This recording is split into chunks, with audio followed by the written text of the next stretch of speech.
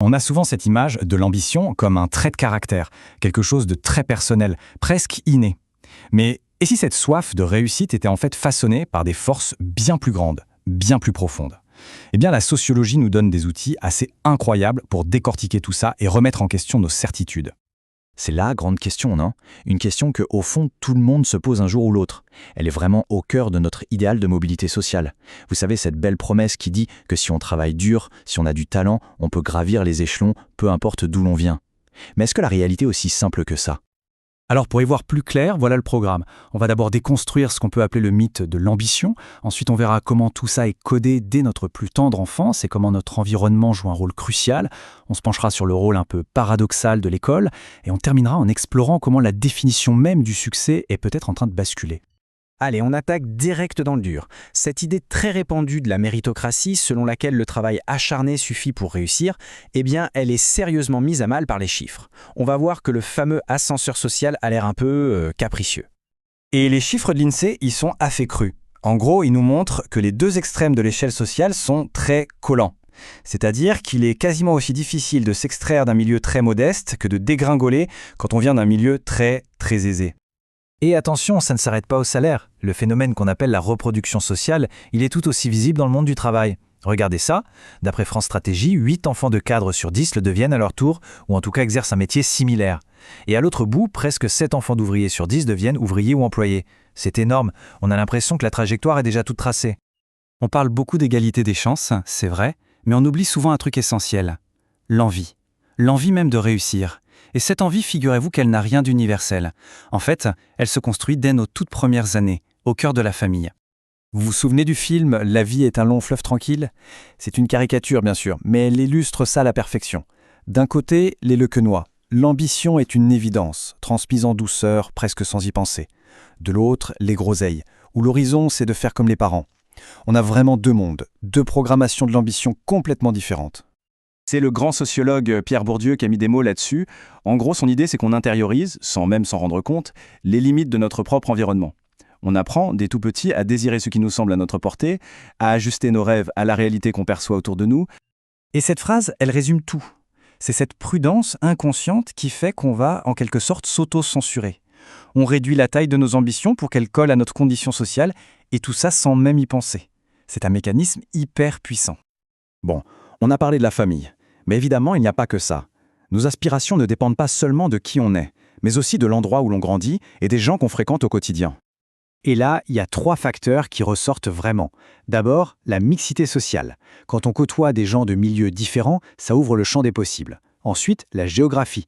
Grandir près d'une grande métropole comme Paris, ça change complètement les perspectives de carrière. Et enfin, un point super intéressant, les familles issues de l'immigration ont souvent une ambition plus forte, portée par le projet migratoire lui-même, ce désir d'une vie meilleure. Au fond, le mécanisme est assez simple à comprendre. Le désir de réussir, il naît de la comparaison. Il naît quand on prend conscience qu'un autre futur, qu'une autre vie est possible. Sans cette perception des différences, l'ambition n'a tout simplement pas de raison d'exister. Passons maintenant à l'école. Ah, l'école. Elle est censée être le grand égalisateur, le lieu où seul le mérite compte. Sauf qu'en réalité, son rôle est beaucoup plus ambigu. Elle est à la fois un moteur pour certains et une machine à reproduire les inégalités pour d'autres. Pour bien comprendre, il faut faire un petit saut dans le temps. Après la Révolution, l'école a été pensée pour remplacer les vieux privilèges de la noblesse par un nouveau critère, le mérite scolaire. Son but était donc double. D'un côté, mettre tout le monde sur la même ligne de départ, mais de l'autre, légitimer le fait qu'à l'arrivée, les places ne soient pas du tout les mêmes. Et aujourd'hui, le résultat, il est sans appel. Concrètement, 55% des enfants de cadres décrochent les plus hauts diplômes. Et les enfants d'ouvriers, seulement 11%. L'écart est juste colossal.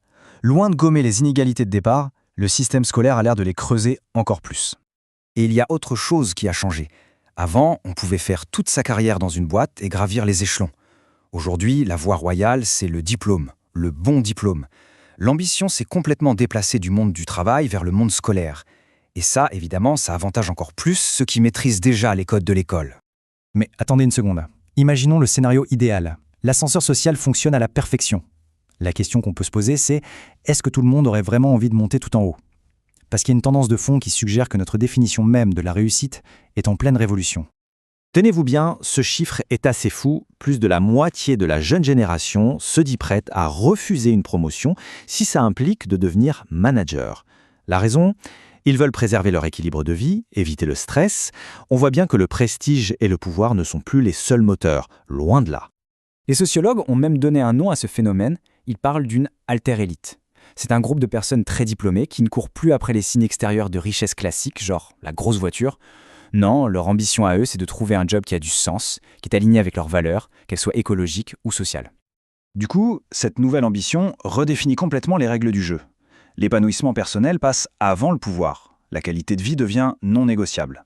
On ne rêve plus d'une carrière toute tracée, mais plutôt d'expérimenter plusieurs vies professionnelles.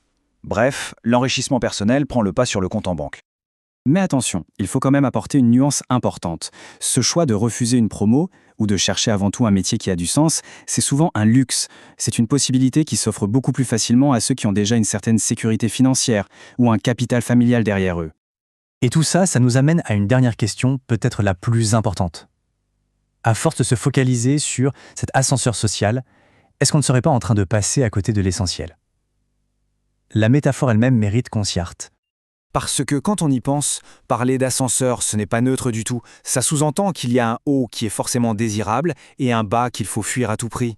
Ça valide une vision unique et très hiérarchique de la réussite, comme si certaines vies valaient plus que d'autres. Et c'est sur cette interrogation, un peu provocatrice, je vous l'accorde, qu'on va conclure. Le véritable enjeu, est-ce vraiment de donner à tout le monde la chance d'arriver au sommet ? Ou est-ce que ce ne serait pas plutôt de s'assurer que chaque métier, à chaque étage de la société, permette de vivre dignement et d'être respecté ? La question, elle, reste ouverte.